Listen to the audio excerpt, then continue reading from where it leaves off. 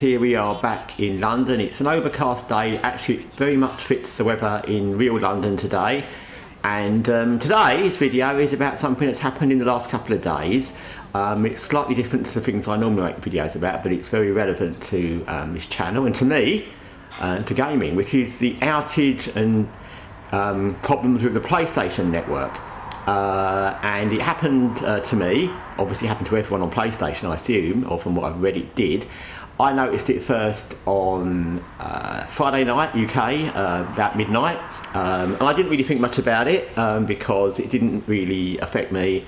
I don't play online games and I don't do co-op games, and there was nothing I needed to download or go to store for, so there was no issue for me, and I just thought, oh, it's just a little technical bug. I thought actually it was probably something to do with my own set up or something. I didn't really think about it, to be honest, and like I said, it was midnight, so I went to bed whenever I went to bed, probably after playing a bit of games till about 2 AM.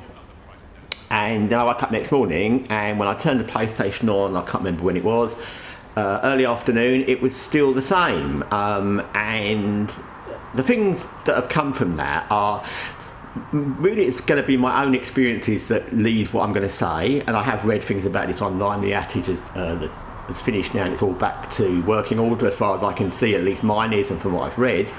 But it's that, well, the information given to me by PlayStation as a customer was really bad. Even on the Friday, I mean, all I got was a thing saying PlayStation is down for maintenance, or the network's down for maintenance, which didn't really tell me a lot.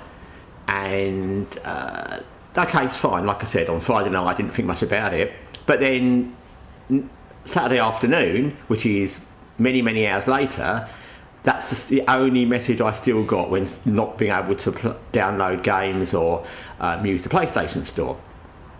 And that's poor. They've also failed to send any communication via email or text, and they obviously have people's emails and text, PlayStation, but they didn't send anything individually to their subscribers, their members, their people who've purchased games, anything to say what was going on. There's no individual contact at all other than this kind of nothing message. And that's bad. That's really poor. I don't know what country everyone is in who's listening to this, but here in the UK, with anything that you have where it's a service, whether it's your electric bill or your water bills or your water supplies or your phone contract, you get very quick updates if there's a problem. You get a thing instantly from your phone network if there's a problem with the network.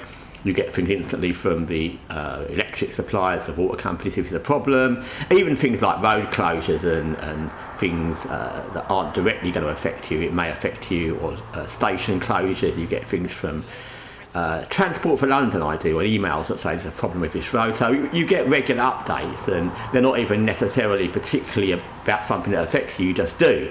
So the fact the PlayStation Network can't be bothered in the space of really a day to give any personalised information, as in sent to you personally via your email, or any kind of proper update at all telling you what's going on, is really crap, I would say. And as I said, I don't play online games. There's nothing I need to download. The way my PlayStation is set up, I've never shared games or anything, so there's no problem me signing into games I've bought digitally from PlayStation. But I know people had problems, and obviously if you play online games, you're screwed.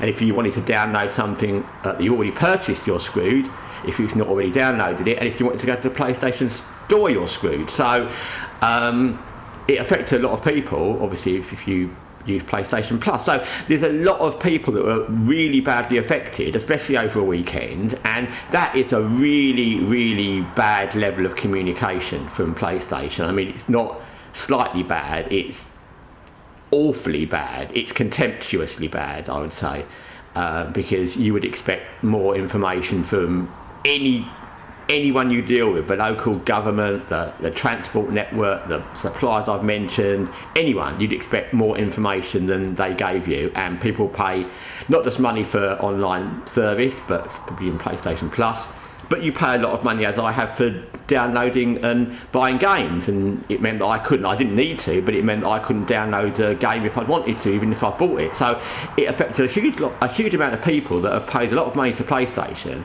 and I don't think it's too much to ask that they tell you regularly what's going on and what they're doing. And another thing to add to this, which I think is also relevant, is yesterday afternoon, once I saw what was going on, of course I looked on YouTube and I saw lots of things about maybe the network's been hacked. So I don't know, maybe it has, maybe it hasn't. PlayStation haven't really confirmed anything. I'll tell you what they've said at the end or in a minute. But we all have our information on PlayStation. I have my credit cards and my debit cards in my PlayStation account, so I can just one click to buy stuff. So it's a worry to consumers that something that we've given our bank details to and our credit card information to may have been hacked. And again, they should say it's not that, because that would put people's minds at rest, or it might be that we're investigating.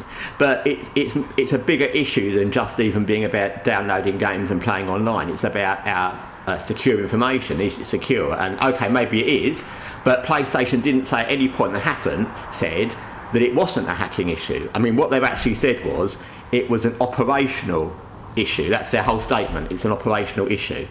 But what does that mean? That doesn't say anything. That's basically bullshit. It doesn't tell you anything at all. It's very similar to it's down for maintenance. What does an operational issue mean? Obviously they didn't decide to do an operational test or close down, because they would have lost lots of money and it would be ridiculous, and of course they wouldn't do that for that amount of hours. So it's not something they decided to do. So what does it mean? And they still haven't said. So it's something to think about, not just now because it's over, but in moving forward.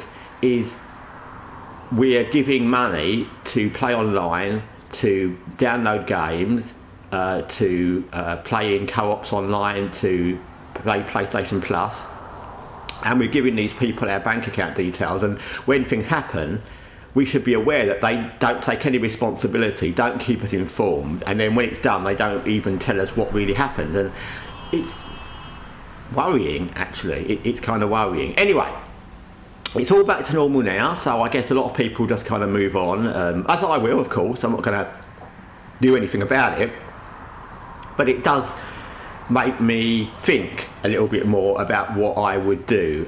It's actually sort of given me lots of thoughts, actually, about people I give my information to online. Unfortunately, PlayStation already have it, and about whether I would ever consider signing up for PlayStation Plus or things like that, where the service can just be gone and they won't do anything about it or tell you. And yeah, it was a day, it could have been 2 days, it could have been 1 hour, it could have been a week, and they wouldn't have done anything different. Apparently that's what they do. They don't tell you anything and they don't give you any updates, and at the end of it they don't tell you what happens. So anyway, thanks for watching Gaming for Gamers.